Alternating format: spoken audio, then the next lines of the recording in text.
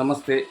ಇವತ್ತು ವಿಶೇಷವಾಗಿ ಊಟಕ್ಕೆ ಒಂದು ಗಡಿಬಿಡಿಯಲ್ಲಿ ಬದನೆಕಾಯಿದೊಂದು ಫ್ರೈ ಟೈಪ್, ಆ ಕಡೆ ಫ್ರೈನೂ ಅಲ್ಲ ಈ ಕಡೆ ಪಲ್ಯನೂ ಅಲ್ಲ, ಆ ರೀತಿಯ ಒಂದು ಐಟಮನ್ನು ಮಾಡಲಿಕ್ಕೆ ಸಿದ್ಧತೆಯನ್ನು ಮಾಡ್ಕೊಂಡಿದ್ದೇನೆ. ಹೇಗೆ ಮಾಡೋದು, ಹೇಗೆ ರುಚಿಯಾಗುತ್ತೆ ನೋಡೋಣ ಬನ್ನಿ. ನೋಡಿ, ಬದನೆಕಾಯನ್ನು ಈ ರೀತಿ ಕಟ್ ಮಾಡಿದ್ವಿ. ಕಟ್ ಮಾಡಿ ಒಗ್ಗರಣೆಗಿಂತ ಸ್ವಲ್ಪ ಎಣ್ಣೆ ಜಾಸ್ತಿ ಹಾಕುವಂಥದ್ದು. ಒಗ್ಗರಣೆಗಿಂತ ಸ್ವಲ್ಪ ಎಣ್ಣೆ ಜಾಸ್ತಿ, ನೀರು ಹಾಕುವಂಗಿಲ್ಲ, ಒಗ್ಗರಣೆ ಹಾಕುವಂಗಿಲ್ಲ, ಎಣ್ಣೆ ಸ್ವಲ್ಪ ಜಾಸ್ತಿ ಹಾಕಿ ಆನಂತರ ಈ ರೀತಿ ಕಟ್ ಮಾಡಿದ ಬದನೆಕಾಯನ್ನು ಹಾಕುವಂಥದ್ದು.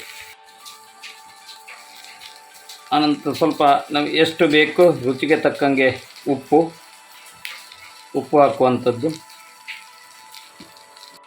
ಉಪ್ಪಂತೂ ಹಾಕಿದ್ದೇನೆ.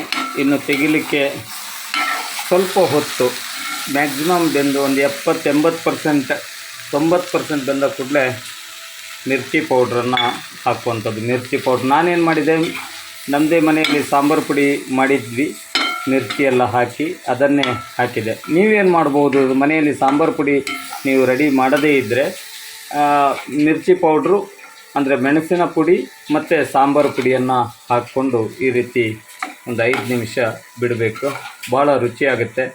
ನೀರು ಹಾಕದೆ ಬದನೆಕಾಯಿ ಆ ಕಡೆ ಫ್ರೈನೂ ಅಲ್ಲ ಈ ಕಡೆ ಪಲ್ಯನೂ ಅಲ್ಲ ಎನ್ನುವ ರೀತಿಯಲ್ಲಿ ಒಂಥರ ರುಚಿಯಾಗುತ್ತೆ, ಭಾಳ ಟೇಸ್ಟ್ ಆಗುತ್ತೆ.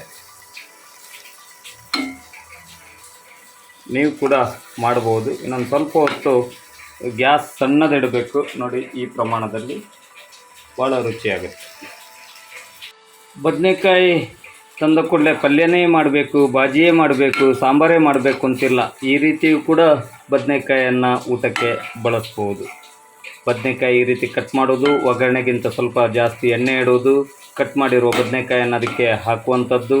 ಆನಂತರ ಒಂದು 80% ಬೇಯ್ತಾ ಇದ್ದಂಗೆ ಉಪ್ಪು ಹಾಕುವಂಥದ್ದು. 90% ಬೆಂದ ಹಾಗೆಯೇ ನಿಮ್ಮ ಹತ್ರ ಮನೆಯಲ್ಲಿ ಮಸಾಲೆ ಸಾಂಬಾರು ಪುಡಿ ಮಾಡದೇ ಇದ್ದರೆ ಸ್ವಲ್ಪ ನಿಮ್ಗೆ ಎಷ್ಟು ಖಾರ ಬೇಕಷ್ಟು ಮಿರ್ಚಿ, ಮೆಣಸಿನ ಪುಡಿ ಮತ್ತು ಸಾಂಬಾರು ಪುಡಿಯನ್ನು ಹಾಕುವಂಥದ್ದು. ಭಾಳ ರುಚಿಯಾಗುತ್ತೆ.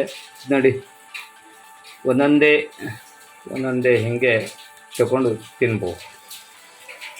ಇನ್ನೂ ಇದನ್ನು ತವಾ ಫ್ರೈ ಕೂಡ ಮಾಡಲಿಕ್ಕಾಗ್ತದೆ, ಆನಂತರ ಬಾಂಬೆ ರವೆ ಎಲ್ಲ ಹಾಕಿ.